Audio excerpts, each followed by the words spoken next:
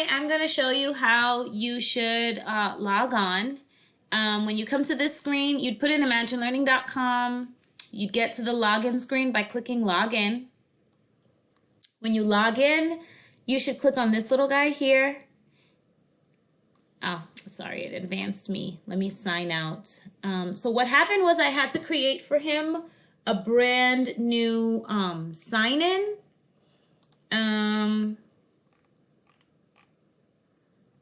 Let me just check what his sign-in is. It's right here, 315572. So I created for him a brand new sign-in.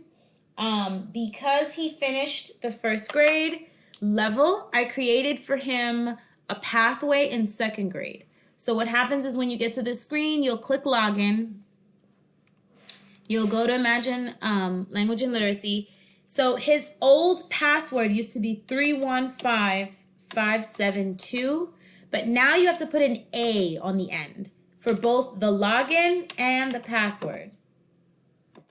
A for his initial, Aiden, and then you'll click login. Hold on, I'm using the wrong thing. 315572, 315572, but you have to put A on the end of both. Once you click login, it'll bring you here. You see his name will be here. Do not click this purple guy. That's the assessment. You have to click this one.